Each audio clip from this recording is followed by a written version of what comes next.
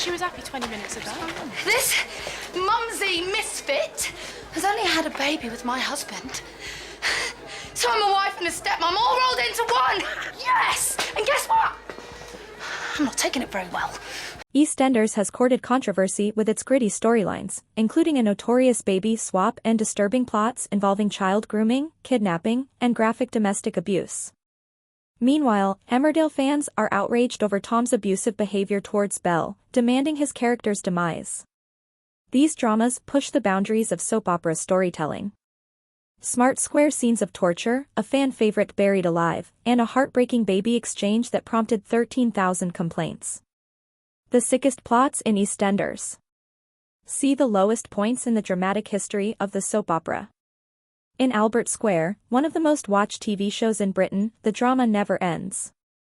However, EastEnders, which is renowned for its negative outlook on life, has also drawn its fair share of criticism.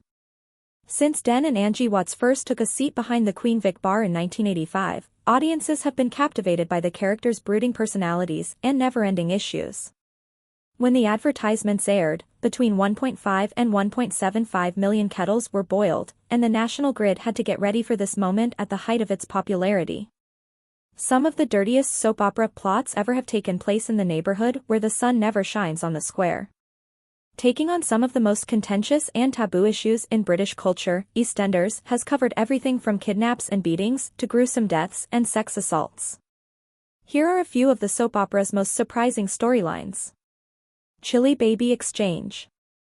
14,000 viewers complained about the controversial baby swap involving Ronnie Branning and Kat Moon. In the story, both ladies gave birth on 2010's New Year's Eve, just before James, the son of Ronnie and Jack Branning, passed away unexpectedly the next day from infant death syndrome. Desperate, Ronnie traded her baby for Tommy, Kat's son, after discovering hers lifeless in his cradle. Many criticized the distressing moments, making it one of the most complained about plots in the history of the show. Ultimately, Tommy was given back to Jesse Wallace's character Kat, and Ronnie was imprisoned for kidnapping a child. While Ofcom received over 1,000 complaints, the BBC received over 13,000 complaints. Campaigners for awareness of sudden infant death syndrome have criticized the incidents for being unduly dramatic. The soap opera was exonerated by Ofcom, which declared that the scenes were not unduly disturbing or graphic. Twisted child rearing. Actress Shona McGarty, who plays Bianca's adoptive daughter Whitney Dean, has portrayed some of the most delicate situations in the serial opera. Her persona was manipulated into having sex with Tony King, her mother's pedophile partner, in 2008. It didn't take long to discover that it had been happening since she was 12. When Bianca turned 16, Whitney told her everything, and Tony spent 13 years in prison before passing away there. There were 200 complaints about the plot. The Tony actor, Chris Coggle, expressed his pride that the narrative had inspired real-life victims to come forward about their experiences, despite the fact that he had had difficulty finding employment since playing the sex offender. Watchers have also witnessed Tony's kid stalking Whitney and Whitney being forced into prostitution by a boyfriend in order to pay off her debt. Ill-conceived abduction scheme Dawn Swan, who was extremely pregnant, was abducted in unsettling scenes by a doctor who was yearning for a baby and intended to perform an unnecessary C-section on her.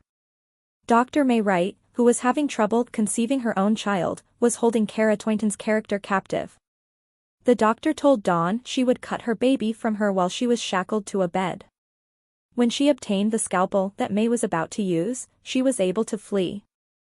The scenes prompted complaints from over 200 people. Originally intended to revolve around child abduction, the 2007 plot was altered by BBC executives in response to Madeleine McCann's disappearance in Portugal that same year. The rival soap Coronation Street likewise discarded a plot involving the kidnapping of a youngster. Graphic reports of domestic violence with the plot of Little Mo and her husband Trevor, the soap opera effectively addressed the tough subject of domestic abuse. Charlie Slater's daughter suffered horrendous torture in situations where the psychopath forced her to eat the remnants off the carpet, burned her with an iron, and shoved her face into a Christmas feast. Before raping Mo, he found out that she was using the pill to prevent getting pregnant by him, so he beat her up.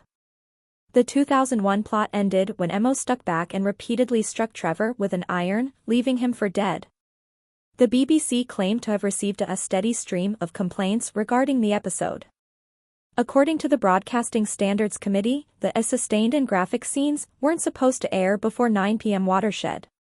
Horrifying rape. When debonair businessman James Wilmot Brown built a new bar on the square in 1986, he provoked a conflict with Dennis Watts. He became obsessed with Kathy Beale when she started working for him at the Dagner, and in 1988, they were raped. Gillian Tailforth's character Kathy approached police, but they didn't think she was telling the truth. Actual detectives complained that the plot made them seem terrible. After serving time in prison, Wilmot Brown returned to stir up more trouble on the plaza 25 years later. Max Branning's wife Tanya buried him alive, which infuriated over 700 viewers. He was trapped up in a coffin during ominous times, but Tanya eventually decided to let him out.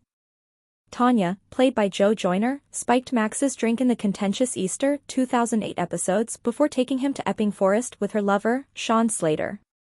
Jake Wood's character Max was buried beneath the earth before he came to. Later, the BBC issued a warning about the graphic plot and apologized to fans. Actress Jo stated that she was upset after reading the script, stating, "I thought she's not a killer," after hearing about the theory. On New Year's Day of 2017, sisters Roxy and Ronnie Mitchell were killed off in the soap opera, bringing their brief lives to an end. As Ronnie got ready to marry Jack Branning, she thought she would have her happily ever after, but things didn't go as planned. Inebriated when Roxy chose to go swimming, she began to drown. Ronnie dove in to save her, but she was too heavy because of her wedding dress. Sean O'Connor, the head of Eastenders, expressed his desire to provide the sisters, Rita Simons and Samantha Womack, with an operatic ending.